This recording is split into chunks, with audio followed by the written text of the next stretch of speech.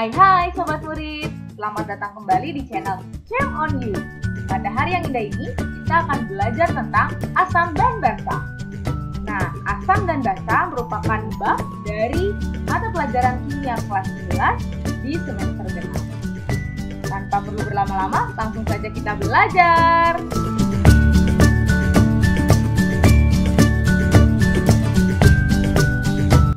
Sebelum kita mempelajari bab asam dan basa, kita harus mengetahui terlebih dahulu indikator pencapaian kompetensi, yaitu 3.10 menjelaskan konsep asam dan basa serta kekuatannya dan kesetimbangan pengionannya dalam larutan. Selanjutnya 4.10 menganalisis trayek perubahan pH beberapa indikator yang diekstrak dari bahan alam melalui percobaan. Kemudian 3.11 menganalisis kesetimbangan ion dalam larutan garam dan menghubungkan pH-nya. Yang terakhir 4.11 melaporkan percobaan tentang sifat asam dan basa berbagai larutan garam. Yang pertama ada peta konsep yang menjabarkan hal-hal penting apa saja yang akan kita pelajari pada bab asam dan basa ini. Silakan diperhatikan terlebih dahulu peta konsepnya. Ya, di sini asam dan basa terdiri dari asam kuat, asam lemah, basa kuat, dan juga basa lemah. Nah, kemudian asam dan basa ini kekuatannya dinyatakan dengan pH atau point of hydrogen atau derajat keasaman, yang kemudian pH dapat diukur atau diidentifikasi dengan kertas lakmus, larutan indikator, ada indikator bahan alami juga, indikator universal, dan terakhir ada juga alat bernama pH meter. Nah, asam dan basa ini sendiri terdapat berbagai teori yang mendefinisikannya. Di sini kita akan mempelajari 3 teori. Yang pertama adalah teori Arrhenius, di mana teori ini menyatakan asam merupakan senyawa yang melepaskan ion A+ jika dilarutkan dalam air. Basa merupakan senyawa yang melepaskan ion A+ jika dilarutkan dalam air. Selanjutnya ada juga teori dari Bronsted-Lowry yang menyatakan bahwa asam adalah zat yang dapat mendonorkan proton, sedangkan basa adalah zat yang dapat menerima proton. Nah, teori selanjutnya adalah Lewis. Di sini Lewis menyatakan bahwa asam adalah zat yang menerima pasangan elektron. Tadi asam disebutkan pada teori sebelumnya mendonorkan proton, kalau Lewis asam justru menerima, tapi yang diterima adalah pasangan elektron. Selanjutnya basa adalah zat yang mendonorkan pasangan elektron. Jadi inilah peta konsep dari bab asam dan basa. Baik, kita masuk ke dalam topik subbab pertama kita, yaitu asam dan basa dalam kehidupan sehari-hari. Kira-kira apa saja contohnya? Ya, kalian bisa perhatikan contoh barang-barang ya yang mungkin kita pakai dalam kehidupan kita sehari-hari. Ini ada jeruk ya, di sini lebih tepatnya jeruk nipis. Kemudian ada juga cuka ya, cuka meja. Kemudian juga ada peralatan mandi, ada juga obat mah, ada juga pupuk ya. Begitu juga peralatan kebersihan, baik kebersihan peralatan rumah atau kebersihan diri ya. Di sini ada sabun mandi juga. Selanjutnya ada minuman karbonasi atau soda, dan ada juga buah mangga. Nah, sambil mengulang lagi pelajaran waktu ketika kalian SMP mengenai asam dan basa ya. Nah, coba kalian terlebih dahulu kelompokkan manakah dari contoh-contoh berikut yang tergolong asam dan manakah yang tergolong basa. Ya, coba dicontohkan, boleh tulis di kolom komen. Dan ya, inilah jawaban dari kelompok asam dan basa berdasarkan contoh-contoh sebelumnya. Jadi di sini bisa dilihat ya, pada contoh asam di sini ada mangga, ada juga jeruk ya, jeruk nipis, kemudian ada juga juga cuka, dan ada juga minuman berkarbonasi atau soda. Selanjutnya untuk kelompok basa ada sabun ya, kemudian ada juga deterjen, ada juga pasta gigi, ada juga sabun-sabun mandi lainnya. Ya, siapa di sini yang betul dalam mengelompokkan asam dan basa? Yes, you are great. Hebat ya. Selanjutnya kita akan membahas lebih detail lagi tentang asam dan juga basa. Yang pertama, kita akan membahas tentang asam atau dalam bahasa Inggris disebut acid. Sifat asam atau karakteristik dari asam. Secara umum memiliki rasa masam, namun tidak semuanya ya. Seperti larutan yang berada pada laboratorium itu tidak asam, tapi disebut juga zat asam. Tapi tidak boleh dicoba ya larutan yang ada di dalam laboratorium. Kenapa tidak boleh dicoba? Karena asam memiliki sifat korosif ya, atau korosif ya. Kalian sudah mempelajari tentang simbol dan tanda bahaya pada laboratorium di kelas 10. Tentu masih ingat tentang definisi dari korosif. Jadi apa itu korosif? Betul sekali. Korosif adalah sifat suatu zat atau substansi yang dapat menimbulkan kerusakan pada benda lainnya atau juga bisa menimbulkan kerusakan pada kulit atau mata atau anggota tubuh kita. Sehingga kalau asam bersifat korosif tidak bisa kita cobai ya, tidak bisa kita rasakan gitu. Nah, sifat korosif pada asam ini juga ada hubungannya tentang fenomena hujan asam. Kalian boleh nih menggali lagi lebih dalam sebenarnya apa yang terjadi pada hujan asam, apa yang menyebabkan, dan apa akibatnya. Sifat asam selanjutnya adalah memerahkan kertas lakmus. Ya, kalian bisa perhatikan di sini foto atau gambar yang sudah saya sediakan tentang kertas lakmus yang dicelupkan ke dalam larutan asam. Di sini ada dua buah kertas lakmus ya, kertas lakmus merah dan kertas lakmus biru. Keduanya sama-sama dicelupkan pada larutan asam dan kita dapat melihat bahwa ketika kertas lakmus merah dicelupkan ke dalam larutan asam, maka tidak terjadi perubahan warna. Nah, sekarang kalau kita lihat kertas lakmus biru yang dicelupkan ke dalam larutan asam, maka yang terjadi adalah kertas lakmus tersebut berubah warna menjadi merah. Sehingga saya katakan di sini bahwa sifat asam adalah memerahkan kertas lakmus. Sifat asam selanjutnya adalah pH kurang dari 7.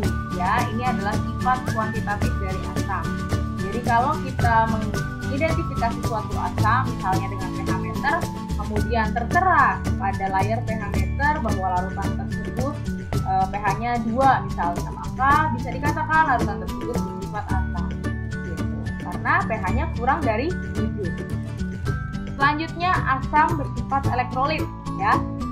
Kalian juga mungkin sudah tahu bahwa elektrolit adalah zat yang dapat menghantarkan arus listrik. Sehingga di sini merupakan salah satu sifat asam.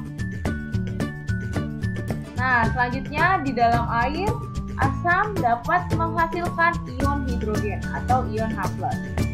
Ya, bisa diperhatikan gambar yang sudah saya sediakan di sini. Di sini ada HCl, kemudian ada NaOH, kemudian ada NaCl. Ya, di sini HCl adalah asam, NaOH adalah basa, kemudian NaCl adalah garam. Kita perhatikan bagian asam saja ya di HCl. Nih, ketika di dalam air, HCl akan menghasilkan ion H+ dan juga Cl-. Nah, HCl ini terionisasi sempurna dan tergolong ke dalam asam kuat. Apa itu asam kuat? Apa itu terionisasi sempurna? Nanti akan dibahas ke bab selanjutnya. Nah, sifat asam yang terakhir adalah bereaksi dengan logam aktif dan menghasilkan gas H2. ya. Logam aktif misalnya besi, timah, seng ya. Ini saya sudah contohkan. Jika asam bereaksi dengan logam aktif, di sini Fe. Ayo siapa yang masih ingat Fe itu apa? Yes, betul sekali. Fe adalah besi. Ini besinya padatan ya, direaksikan dengan H2SO4 atau asam sulfat larutan, menghasilkan FeSO4 dan gas H2. Ada beberapa kasus gas H2 ini berupa titik ledakan. Sobat murid, berikut adalah contoh zat-zat asam yang ada di dalam kehidupan sehari-hari. Nah, pada tabel sudah tertera nama asamnya, kemudian rumus kimianya, dan juga terdapat di mana. Nah, contohnya di sini ada asam asetat, ya, dengan rumus kimia CH3COOH dan terdapat pada larutan kita. Ada asam askorbat yang terdapat pada jeruk, tomat, dan sayuran. Ada juga asam sitrat yang terdapat pada jeruk, asam borat, larutan pencuci mata, asam karbonat, ya, pada minuman bersoda atau berkarbonasi, asam klorida yang ada pada lambung kita. Kemudian ada juga asam nitrat pada pupuk, kemudian juga pada bahan peledak TNT, trinitrotoluena. Selanjutnya ada asam fosfat yang terdapat pada deterjen dan juga pupuk, asam tartrat yang terdapat pada anggur, dan asam malat pada apel, asam formiat pada sengatan lebah atau semut. Kemudian asam laktat ya yang ada pada keju, asam benzoat. Nah, ini pada bahan dan masih banyak lagi contoh-contoh asam lainnya. Asam kuat dan asam lemah. Pada peta konsep sudah dijabarkan sebelumnya ada dua jenis asam, yaitu asam kuat dan juga asam lemah. Nah, asam kuat adalah senyawa yang seluruh molekulnya terurai atau terionisasi secara sempurna di dalam air. Maksudnya terionisasi di sini adalah senyawa tersebut terurai menjadi ion-ion pembentuknya secara sempurna di dalam air, sehingga dihasilkanlah ion H+ dalam jumlah yang banyak. Sedangkan asam lemah adalah senyawa yang hanya sebagian molekulnya yang terurai atau terionisasi di dalam air, sehingga jumlah ion H+-nya tidak terlalu banyak dihasilkan. Karena cuma sebagian ya yang mengion. Pada asam kuat, tadi sudah didefinisikan bahwa terionisasi sempurna, sehingga asam kuat memiliki derajat ionisasi atau alfa sama dengan 1. Kalau dalam presentasi berarti 100% terionisasi.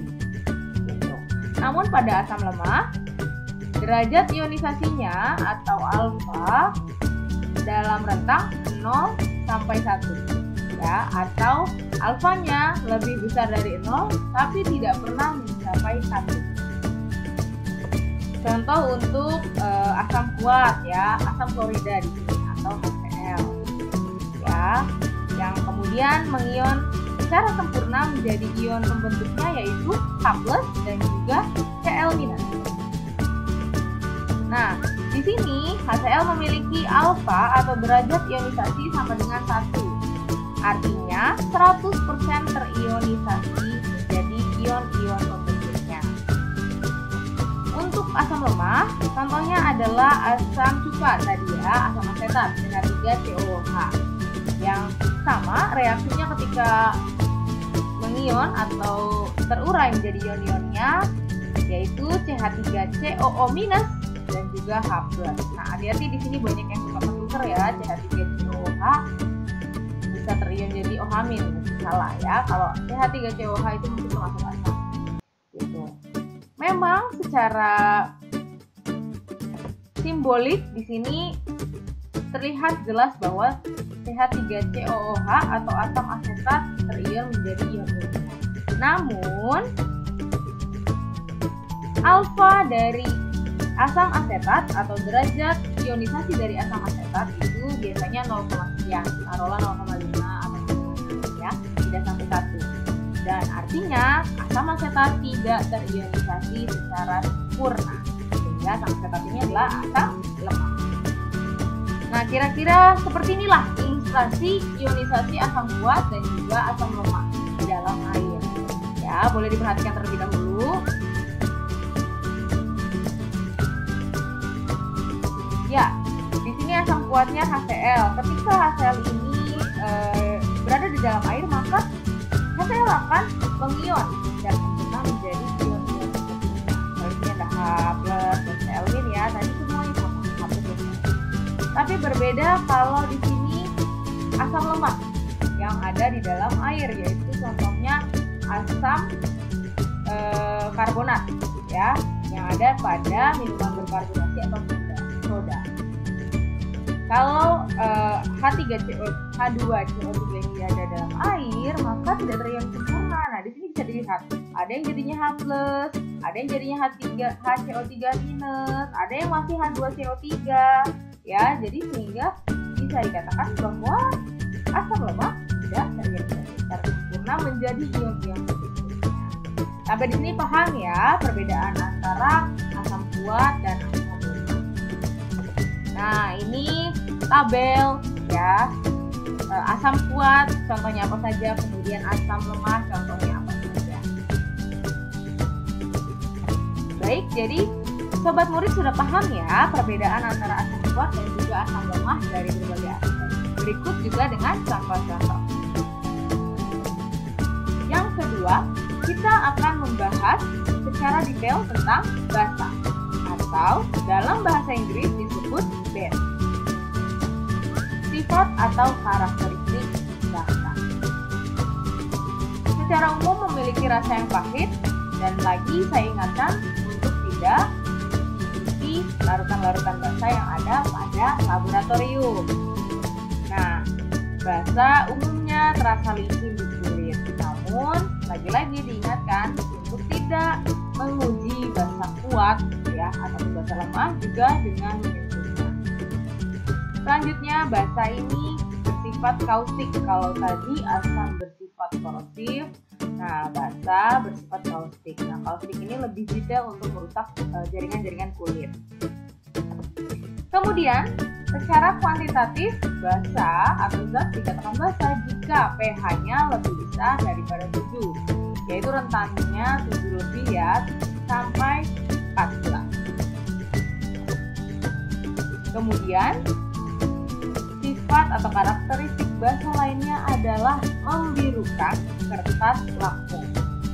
Ya, bisa dilihat gambar yang sudah disediakan di sini. Di sini ada dua buah kertas lakmus, yaitu lakmus merah dan juga lakmus biru, di mana keduanya dicelupkan ke dalam larutan basa. Nah, bisa diperhatikan di sini kalau lakmus merah dicelupkan ke dalam larutan basa, maka lakmus tersebut akan berubah warnanya menjadi warna biru.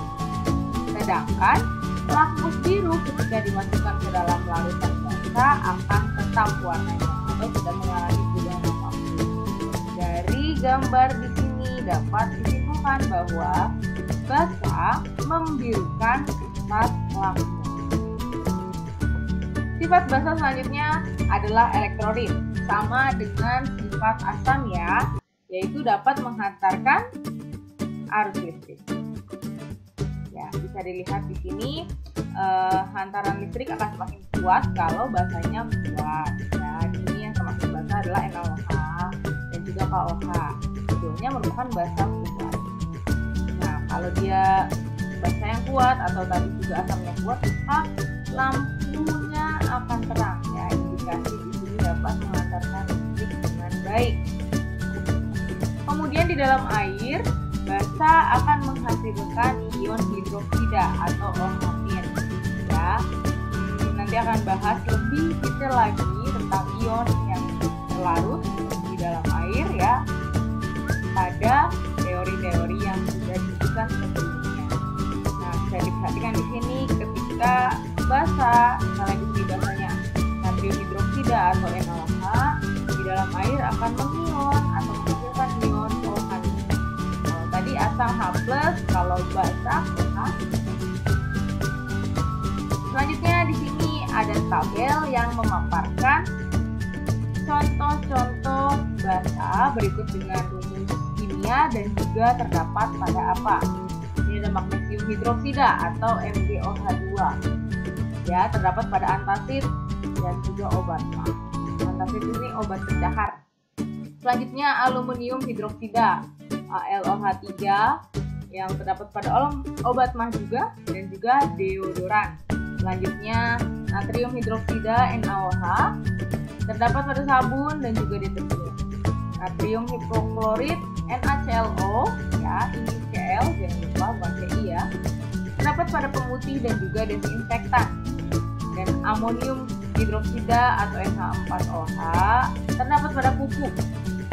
Kalium hidroksida atau KOH terdapat pada sabun. Kalsium hidroksida atau CaOH 2 kali terdapat pada plester. Dan masih banyak lagi contoh-contoh basa lainnya. Sama halnya dengan asam, basa pun ada jenis basa kuat dan juga basa lemah. Ya, basa kuat adalah senyawa yang seluruh molekulnya terionisasi di dalam air secara sempurna ya, sehingga menghasilkan ion OH- atau hidroksida di dalam jumlah yang banyak. Nah, kalau basa lemah mirip dengan asam lemah, cuma berbeda dengan ion yang dihasilkan saja. Ya, basa lemah adalah senyawa yang mengalami ionisasi sebagian, ya, sehingga jumlah ion OH- dalam larutan tidak terlalu banyak. Nah, sama seperti asam kuat, basa kuat ini pun memiliki alfa atau derajat ionisasi sempurna, yaitu 1.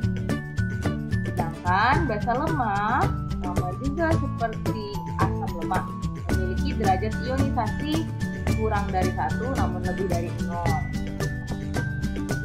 Nah, di sini ada contoh untuk basa kuat, yaitu natrium hidroksida NaOH. Ketika di dalam air akan mengion secara sempurna membentuk ion-ion fungsinya, yaitu Na+ dan juga OH. Nah, di sini alfa atau derajat ionisasi dari natrium hidroksida ini adalah 1. Artinya 100% terionisasi menjadi Na+ dan OH-. Nah, contoh dari basa kuat ini umumnya adalah ion dari golongan 1A, alkali, dan juga golongan 2A atau alkali. Nah, pada umumnya berbentuk kristal ion. Selanjutnya contoh dari basa lemah. Di sini saya mengambilnya amonium hidroksida atau NH4OH yang ketika berada dalam air akan mengion menjadi NH4+ aqueous dan juga OH- aqueous ya. Secara simbolik memang terlihat seperti mengionisasi sempurna, namun nanti ada simbolik ya. Nah, sama dengan asam lemah, basa lemah pun di sini contohnya NH4OH memiliki alfa 0, sekian gitu. Jadi dia lebih dari 0 tapi tidak sampai 1. Yang artinya tidak terionisasi secara sempurna. Nah, ini ilustrasi ionisasi dari basa kuat ya. Jadi kalau nanti seperti tadi dia akan mengion secara sempurna menjadi ion-ion fungsinya. Ada Na+ dan juga OH. Berikut adalah contoh basa kuat dan juga basa lemah. Ya, di sini bisa diperhatikan oleh sobat murid sekalian. Baik, jadi sobat murid sudah paham ya basa kuat dan juga basa lemah. Berikut dengan karakteristik dan juga contoh-contohnya. Mungkin kalau ada pertanyaan yang masih kurang jelas, bisa ditanyakan di kolom komentar.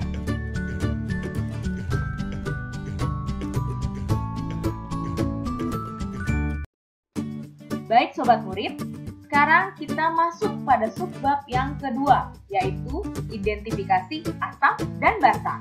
Nah, kira-kira bagaimanakah caranya? Ya, identifikasi asam dan basa.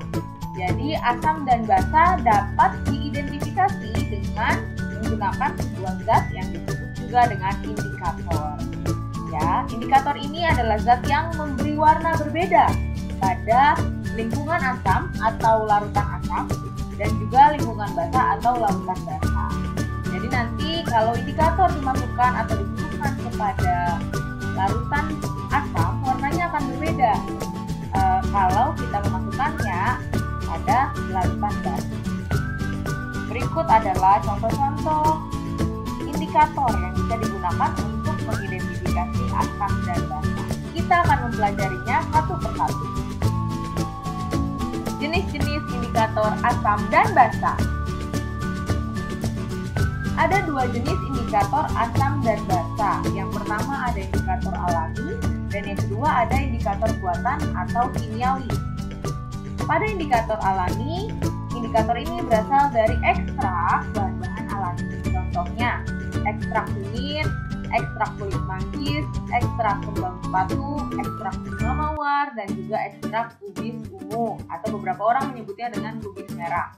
Selanjutnya yang kedua ada indikator buatan atau kimiawi. Nah, di sini berupa bahan-bahan kimia. Contohnya ada kertas lakmus ya, yang mungkin kalian juga sudah mengenal bagaimana bentuknya. Kemudian ada indikator universal, ada PP atau phenolphthalein, kemudian ada bromtimol biru atau BTB, metil merah atau MM, dan juga metil orange atau juga yang disebut juga dengan MO. Dan masih banyak lagi indikator kimiawi atau buatan yang dapat mengidentifikasi asam dan basa. Nah, sekarang mari kita bahas satu persatu. Indikator bahan alami. Ya, seperti yang sudah saya sebutkan sebelumnya, bahan alam juga bisa digunakan untuk mengidentifikasi larutan asam dan basa. Contohnya kembang sepatu, kulit manggis, kubis ungu, dan juga kunyit atau kunyit. Bisa juga digunakan bunga mawar. Nah, bahan-bahan alam ini kemudian diekstrak dengan alkohol dan barulah disaring. Kemudian bisa digunakan untuk mengidentifikasi larutan asam dan basa. Seperti misalnya di sini ya, punya larutan pH sekian 2-11, ditetesi beberapa tetes dengan ekstrak dari kubis atau kol ungu. Nah, kemudian berwarna nih. Ini dapat disimpulkan bahwa kubis ungu warnanya adalah merah muda untuk asam ya, karena pH-nya kurang dari 7. Merah muda sampai ke ungu atau biru. Dan juga ketika ditetesi pada larutan basa, indikator kubis ungu ini berubah menjadi hijau. Kalian bisa mencobanya juga di rumah ya, dengan indikator bahan alami lainnya. Tentunya diekstrak terlebih dahulu. Indikator asam basa yang kedua adalah kertas lakmus. Di sini sudah tertera gambar dari kertas lakmus ya. Sesuai dengan gambar yang ada, kertas lakmus itu ada dua macam, yaitu lakmus merah dan juga lakmus biru. Cara menguji larutan asam basa dengan kertas lakmus adalah menyelupkan kertas tersebut ke dalam larutan yang tersedia, kemudian melihat perubahan warnanya. Nah, seperti yang sudah saya bahas sebelumnya pada sifat asam dan juga sifat basa, kertas lakmus ketika dicelupkan ke larutan asam maka akan berubah menjadi merah karena sifatnya adalah memerahkan lakmus ya, sifat asam. Kalau yang lakmus merah maka akan tetap merah, tapi lakmus biru maka akan berubah menjadi merah. Selanjutnya, ketika dicelupkan kepada larutan basa maka lakmus akan menjadi biru. Kalau lakmus biru maka akan tetap, tapi kalau lakmus merah maka akan menjadi biru. Karena balik lagi, sifat dari basa adalah membirukan lakmus. Indikator yang ketiga adalah indikator universal. Di sini bentuknya seperti kertas ya, mirip dengan kertas lakmus, namun sudah ada warna-warnanya. Sama cara pemakaiannya dengan kertas lakmus, tinggal mencelupkan salah satu dari kertas indikator universal, kemudian melihat perubahan warna yang terjadi. Selanjutnya tinggal dipasangkan atau dicocokkan dengan yang ada di belakang. Ini 1-7 dibaliknya 7 sampai 14. Tinggal dilihat aja mana warna yang sama. Itulah indikator universal. Indikator yang keempat yaitu pH meter. Nah, pH meter ini berbentuk alat ya, dan lebih canggih pastinya kamu tinggal memasukkan saja batang dari pH meter ini ke dalam larutannya. Kemudian nanti di layar akan muncul pH berapa larutan tersebut. Nah, balik lagi ya, secara kuantitatif pH kurang dari 7 disebut asam dan pH lebih dari 7 disebut basa. Selanjutnya larutan indikator yang merupakan bagian dari indikator kimiawi atau indikator buatan. Nah, di sini saya memperkenalkan 4 jenis larutan indikator yang bisa digunakan untuk mengidentifikasi larutan asam dan basa.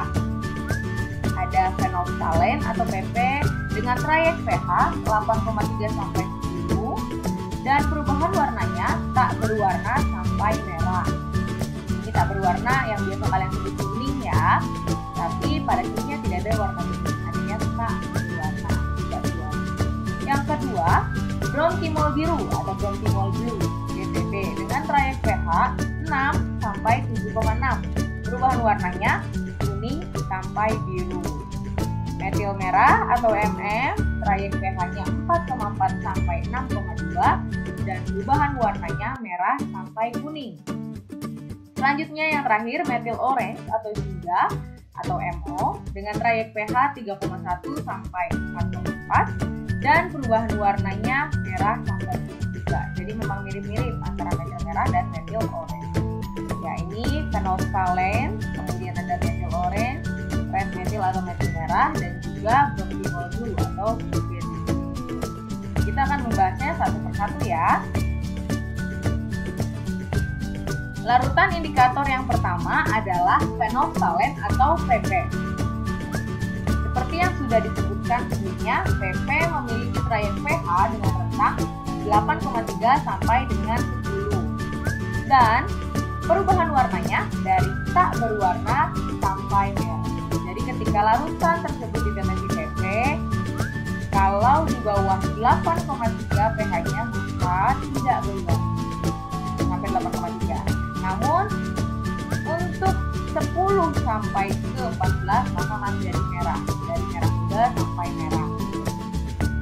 Ya, di sini bisa diperhatikan ya, pH-nya 7 kan kurang dari 8,3, maka ketika ditetes PP tidak berwarna. Di sini pH-nya 10 sudah mulai merah muda. Sampai nanti ke 14 maka akan semakin merah. Seperti itu ya untuk indikator PP ketika direaksikan dengan larutan asam basa.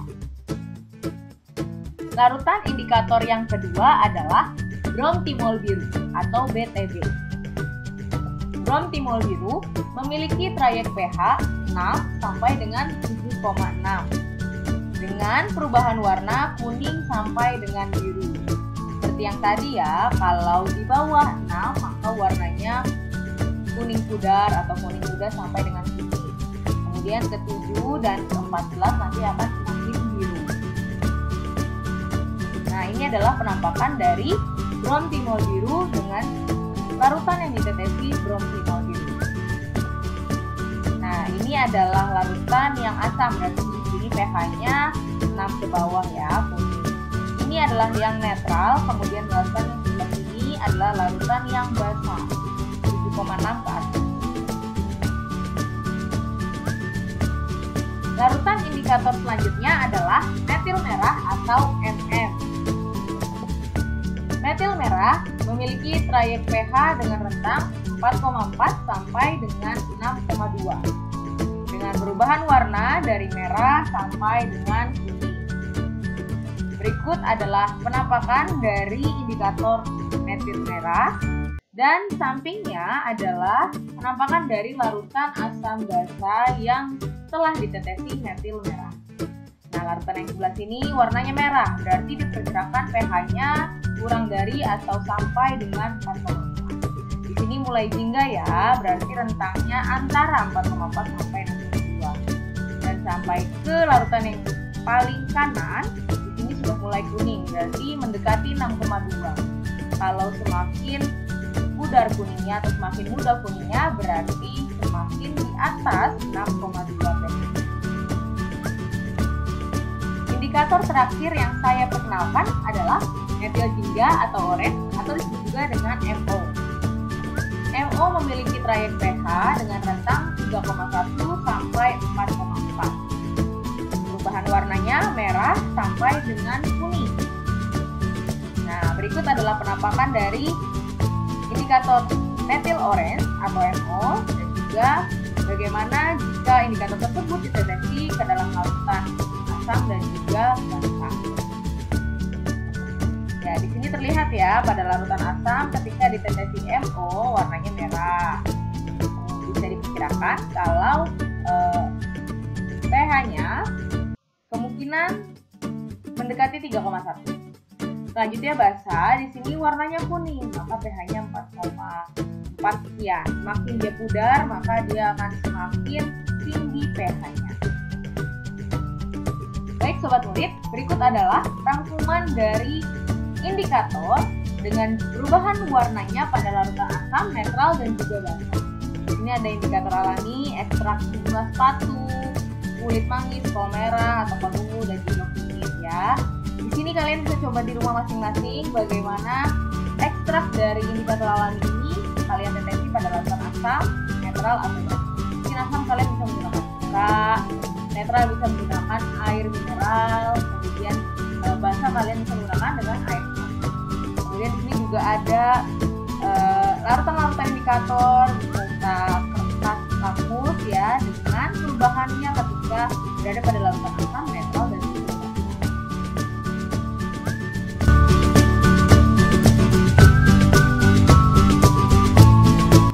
Sobat Murid, untuk lebih memahami apa yang sudah kita pelajari pada hari ini, Sobat Murid silakan kerjakan tugas praktikum di rumah aja, yaitu praktikum mengidentifikasi larutan asam dan basa menggunakan indikator alami.